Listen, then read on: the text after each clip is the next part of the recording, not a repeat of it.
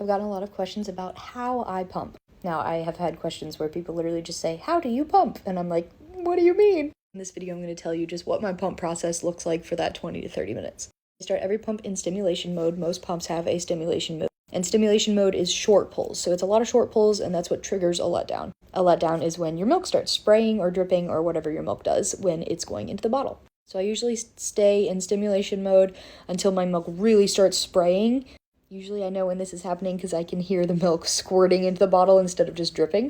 And once I hear the milk squirting, I switch over to expression mode. Expression mode has longer pulls. Some pumps have a combination mode that's a bunch of short pulls and then a long pull. That can be good for stimulating letdowns while also getting some milk out. I tend to just use the stimulation mode and the expression mode. Some pumps you can change the cycle, which is changing like how long the pulls are. And then some pumps you can change the suction, so that's how strong the pulls are.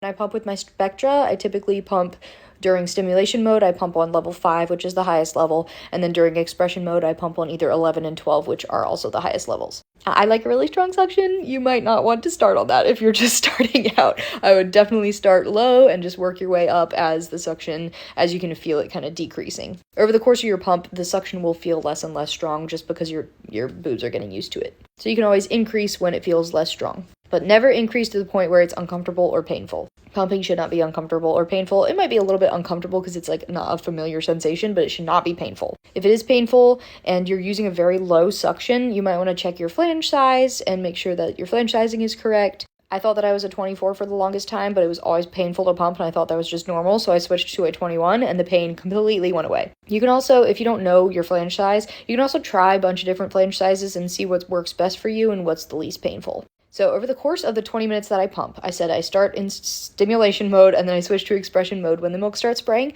When the milk stops spraying and starts to just drip again, I usually switch back into stimulation mode. And then I just repeat that process. When the milk starts spraying, switch it to expression. When it stops spraying, switch it back to stimulation. So you're just stimulating letdowns that entire time that you're pumping. And then once you do have the letdown, you're changing to those longer pulls to really get the milk out.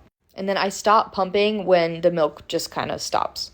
I'll keep switching back and forth between stimulation and expression every time that the milk does start spraying, but once I switch back into stimulation mode and it kind of stops spraying, I stop pumping. And that's typically around the 18 to 20 minute mark for me. If I pump longer than that, it's called dry pumping and I'm not really getting much out. I might get a couple more, half ounce maybe, but basically that can stimulate your body to make more milk because you're telling your body, hey, we need more, we're out right now and we actually need more. So definitely try dry pumping if you want to increase your supply.